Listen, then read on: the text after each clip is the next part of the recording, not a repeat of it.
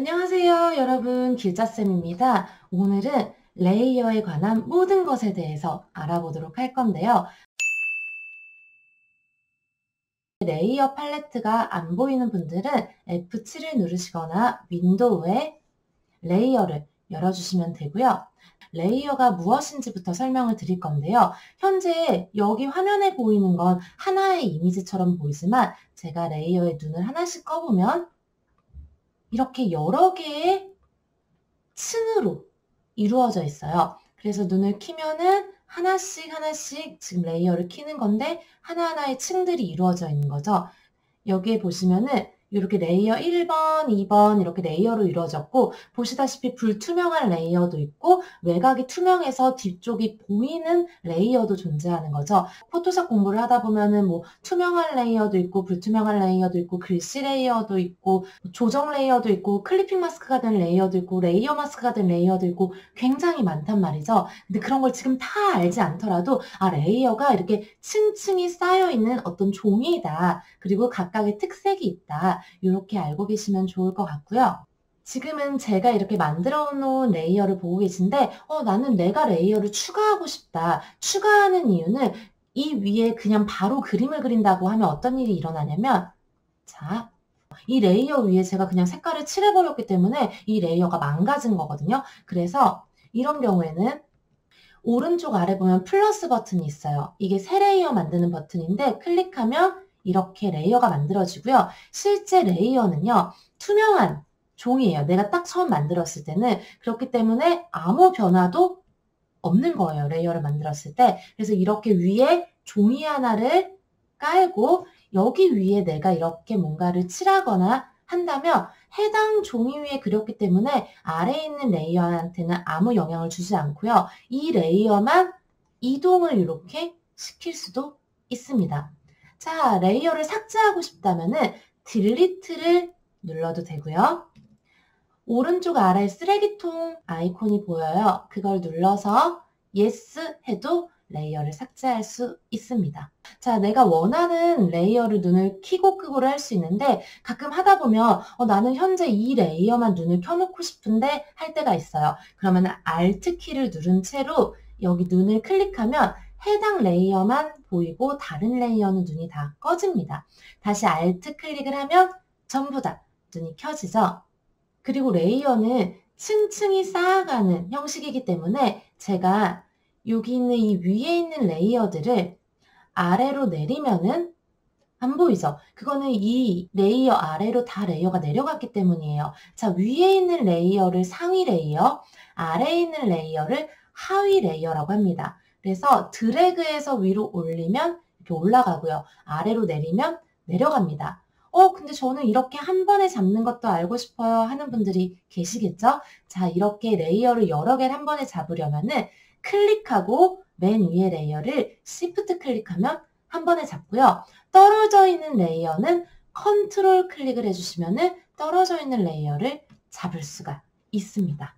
그런데 이렇게 매번 떨어져 있는 레이어를 한 번에 잡는 게 좀 귀찮고 불편하면 그룹을 잡을 수가 있는데요. 클릭하고 Shift 클릭해서 그룹 잡을 레이어를 한 번에 잡아주시고요. 컨트롤 G를 누르시면 됩니다. 그럼 이렇게 그룹이 생겼고요. 여기 앞에 화살표를 클릭하면 안에 레이어가 이렇게 나와요. 레이어는 드래그해서 바깥으로 꺼내면 그룹 밖으로 꺼낼 수 있고요. 나는 그룹을 다시 해제하고 싶으시면 컨트롤 시프트 G를 누르시거나 마우스 우클릭했을 때 언그룹 레이어를 클릭하면 다시 그룹이 해제가 됩니다. 많이 쓰는 방법은 아닌데 가끔 병합을 해야 할 때가 있어요. 근데 병합을 해버리면은 레이어가 하나로 합쳐지기 때문에 나중에 이 레이어를 따로따로 분리할 수가 없어요. 그래도 알려드릴게요. 병합하고 싶은 레이어를 전부 다 선택한 다음에 컨트롤 E를 누르면 병합이 됩니다. 그럼 이거는 레이어가 하나로 이렇게 합쳐진 거예요. 그래서 저는 병합보다는 그룹을 묶어서 보통 쓰고요. 병합을 하더라도 잘 보세요. 그룹을 묶은 다음에 컨트롤 J를 누르면 그룹 복사가 돼요. 그래서 아래에 있는 이 그룹은 원본으로 놔두려고 원본으로 두고 눈을 꺼놓고요. 위에 그룹 잡힌 이 그룹에서 컨트롤 E를 누르면 병합이 됐죠. 그래서 원본은 살려두고서 이렇게 병합을 해주시는 게 실제로 작업을 하실 때는 더 안전합니다. 이번엔 레이어의 투명도에 대해서 알아볼 건데요. 여기 위에 보시면 오퍼시티라고 보이시죠? 이 오퍼시티에서 이렇게 투명도를 주면 현재 이 레이어거든요. 투명도가 들어가면서 아래가 비치고요. 아래쪽에 있는 이 레이어에도 한번 해볼게요. 여기에서 또 오퍼시티를 주면 이렇게 투명도가 들어가죠. 그런데 아래쪽에 이 필도 해보면 오퍼시티랑 똑같은데 뭐가 다른가요? 하는 분들이 계세요. 테두리를 한번 줘볼 거예요. 레이어 스타일을 사용해서 여기 이렇게 손 있는 부분을 그룹으로 다시 잡았고요. 빈 곳을 더블 클릭해서 레이어 스타일이라는 거를 적용할 거예요. 이때 스트로크에서 뭐 컬러 같은 걸 한번 바꿔서 이렇게 넣어 볼게요. 이때 오퍼시티를 이렇게 주면은 투명도가 들어가죠? 그죠? 근데 필에서 주면은 레이어 스타일로 적용한 이 선은 그대로 남아있고 이렇게 필은 안쪽만 투명도를 주죠. 그래서 투명 글자 만들기라던가 이런 거 만들 때 이 필로 조절을 합니다. 두 가지의 차이점을 아시겠죠? 이제 락을 거는 방법에 대해서 알아볼게요. 아래에 있는 이런 배경은 움직이지 않게 고정을 해줄 때가 많은데요. 이때 이 위쪽에 자물쇠를 누르면 이 레이어는 움직이거나 아니면은 뭐 브러쉬질을 하거나 모든 것을 할 수가 없게 되는 거고요. 지금 클릭하면 락은 해제가 됩니다. 투명 영역 잠금이라는 이것만 아셔도 되거든요. 보통 저는 이거 아니면은 이거를 사용을 할 때가 있어요. 전체 잠금, 그 다음에 투명 영역 잠금은 어떤 거냐면 자, 제가 이 투명 영역 잠금을 사용하기 위해서 Alt 클릭 누르면은 이렇게 다 꺼지죠. 여기 레이어에 한번 투명 영역 잠금을 눌러볼게요. 그런 다음에 브러쉬로 이렇게 그어보면 자, 바깥쪽을 아무리 드래그해도 아무 변화가 없죠. 그건 뭐냐면은 투명 영역에는 아무 작업도 할 수 없게 우리가 만들었기 때문이에요. 그래서 이런 식으로 안쪽만 칠할 수도 있는 것이죠. 다시 눈을 전부 다 켤게요.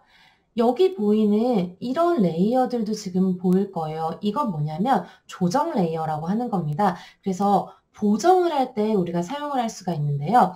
레이어 팔레트 아래쪽 보시면은 여기 반달 모양으로 이렇게 된 아이콘이 보이실 거예요. 그걸 클릭해서 보면은 우리가 이미지의 어드저스트먼트에 있는 영역 그 메뉴들을 볼 수가 있거든요. 그래서 제가 여기서 커브를 클릭을 하면은 이렇게 커브가 나오고요. 위로 이렇게 올리면 화면이 밝아지죠. 그러면 레이어로 이 보정이 들어간 거예요. 그래서 눈을 끌 수도 있고 킬 수도 있고 나중에 썸네일을 더블 클릭해서 해당 수치를 이렇게 조절을 할 수도 있습니다. 당연히 딜리트하면 지워지고요. 그래서 이렇게 조정 레이어도 넣어줄 수가 있습니다. 그래서 나중에 다른 사람이 만든 작업물을 보시더라도 이렇게 생긴 거는 썸네일을 더블 클릭해서 뭔가 보정을 바꿀 수 있구나 이렇게 아시면 좋을 것 같습니다.